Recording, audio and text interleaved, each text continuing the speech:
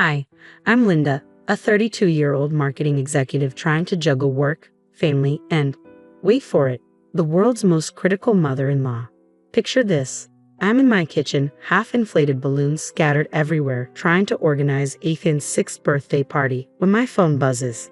It's Liam, my husband. "Hey, honey," he says cautiously.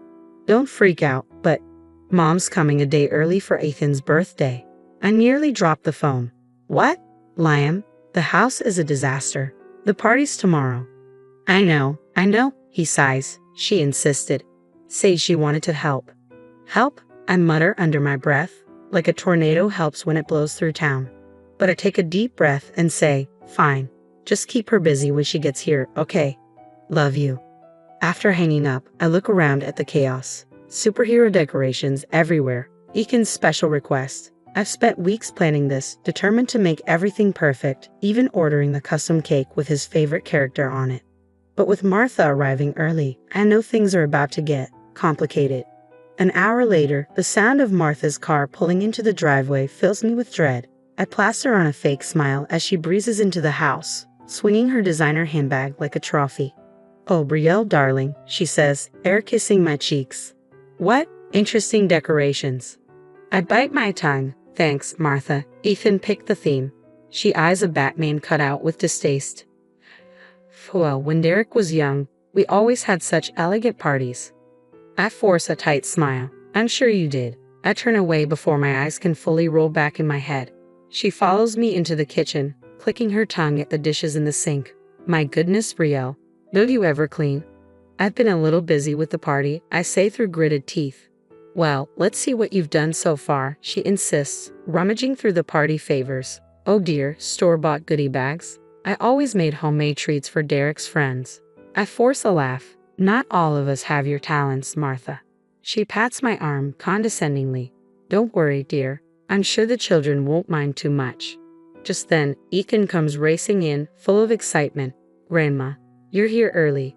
Martha's face lights up. "There's my precious boy. Come give Grandma a hug." As they embrace, I can't help but feel a pang of jealousy. Why can't she ever be that warm with me? "Grandma, want to see my cake?" Ethan asks, eyes wide with excitement. "I'm sure it's lovely, sweetie," Martha replies, throwing me a skeptical glance. "Though, I do hope it's not too commercial." I clench my fists. "It's from the best bakery in town, Martha. I'm sure it'll be great." She hums doubtfully. "Well, we'll see tomorrow, won't we?" As Martha leads Ethan away, I lean against the counter, exhausted. It's going to be a long 24 hours. Liam comes in, looking apologetic. "Hey, how's it going?" "Oh, just peachy," I say, giving him a pointed look. "Your mother's been here 10 minutes, and she's already planning to take over." He sighs. "I'm sorry. You know how she is. She means well." The she I snap, then immediately regret it. "Sorry. I'm just stressed." Liam wraps his arms around me. "I know, but tomorrow will be great. Ethan will love it, and that's all that matters, right?" I nod, trying to believe him. The next morning, I wake up at dawn, heart racing with excitement and anxiety. Today's the big day. Martha or no Martha, I'm determined to make this perfect. I sneak out to pick up the cake, a superhero masterpiece I can't wait to show Ethan. But when I return home, my bubble bursts. Martha is circling the cake like a vulture. "Brielle," she says, her voice oozing fake sweetness, "is this really the cake you chose?" I take a deep breath. "Yes, Martha, it's exactly what Ethan wanted." She purses her lips. "Well, I suppose children don't have the most refined tastes." Before I can respond, the doorbell rings. Saved by the bell, literally, I put on my best smile and start welcoming guests. The next hour is a whirlwind of kids, presents, and me trying to keep everything under control while Liam keeps shooting worried glances between me and his mother. Then I hear Ethan shouting from the kitchen, "Grandma, no." I rush in, my heart in my throat, and see the nightmare in front of me.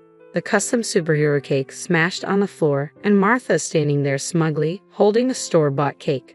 "What happened?" I gasp. Martha sniffs. "That monstrosity wasn't good enough for my grandson. I got him a proper cake."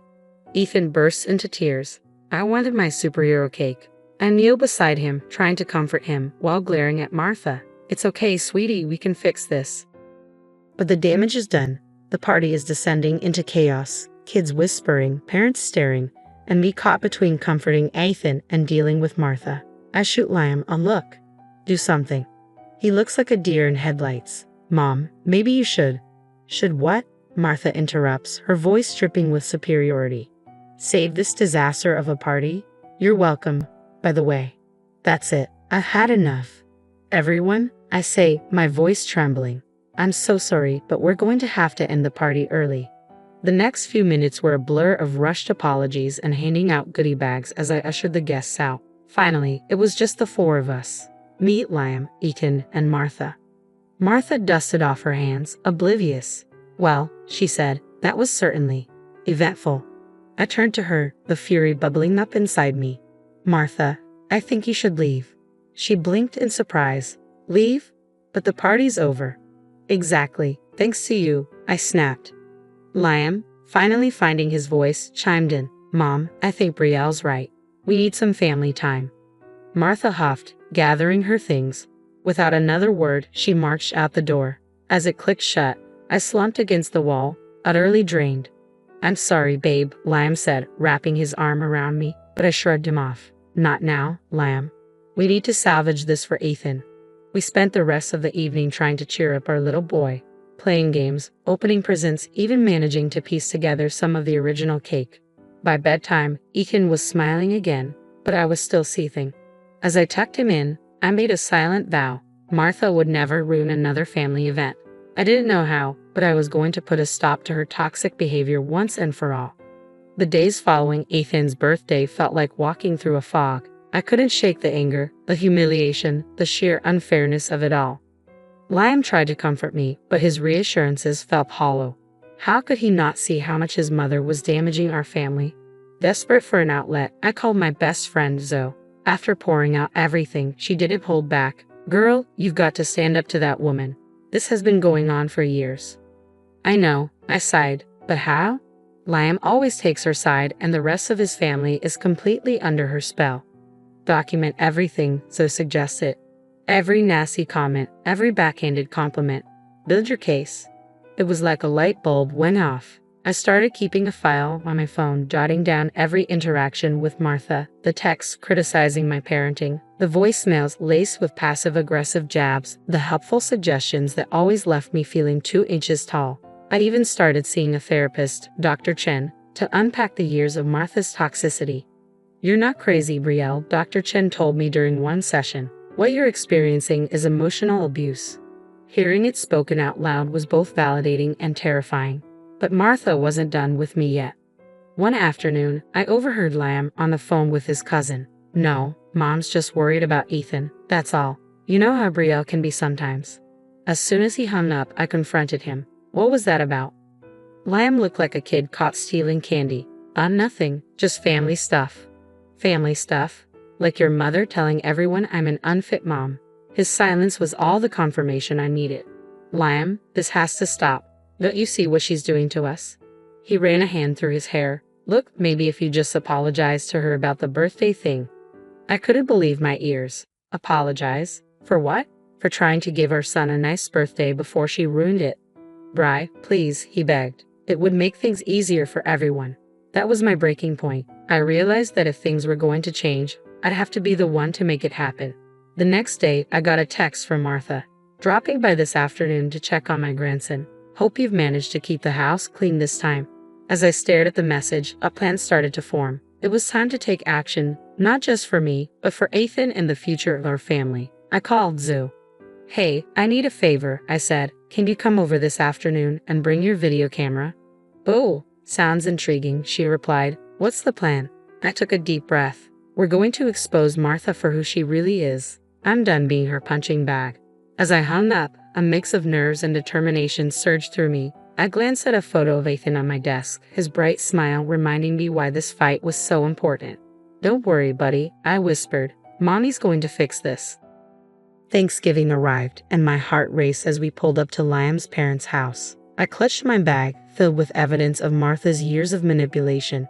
As we walked inside, Martha swooped down on us like a hawk. Oh, there's my darling Ethan. Brielle, dear, you look tired? Are you sleeping enough? She said, her tone dripping with false concern.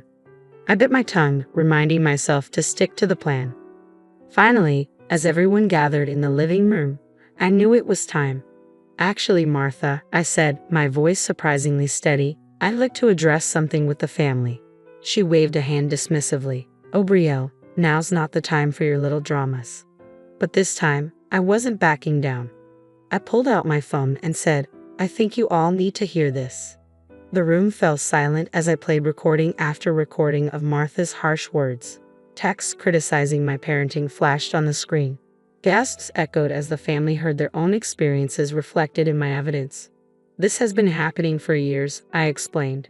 And it's not just me. How many of you have quietly suffered under Martha's love? Slowly, hands began to rise. Cousins, aunts, even Martha's own sister nodded in recognition. Mom, is this true? Liam asked, his voice heavy. Have you really been treating Brielle, and all of us, like this? Martha's face flushed as she sputtered. I was only trying to help. You all need guidance. No, Mom, Liam interrupted, his tone firm. What we need is respect and kindness. You haven't been giving that to any of us. Martha looked around, desperate for an ally, but found none. You're all turning against me after everything I've done for this family. Liam's father finally spoke up. Martha, I think it's time you left. In the whirlwind that followed, Martha was escorted out, and suddenly everyone wanted to talk. Stories poured out. Years of frustration, hurt, and silent suffering. Liam focused on healing. He started therapy, working through years of enabling behavior, and we set clear boundaries with the family. We learned to communicate better, and most importantly, we protected Ethan from Martha's toxic influence. Ethan thrived. His laughter filled our home, and the tension that had long been an undercurrent in our lives finally lifted. A year later, we celebrated Ethan's 7th birthday. The party was everything I had hoped for, joyous, drama-free, filled with love and laughter. As I watched Ethan blow out his candles, surrounded by genuine smiles, a wave of pride washed over me. We had come so far. Liam wrapped his arm around my waist. You did it, babe. You saved our family. I leaned into him. We did it together. He kissed my forehead. I'm so sorry it took me so long to see the truth. But I'm here now, and I promise no one will ever treat you like that again. As I looked around at our happy home, I felt a peace I hadn't known in years. Now that you've heard my story, I'd love to hear your thoughts. Was I right to expose Martha's behavior, or should family issues stay private? How would you have handled the situation? Share your experiences in the comments.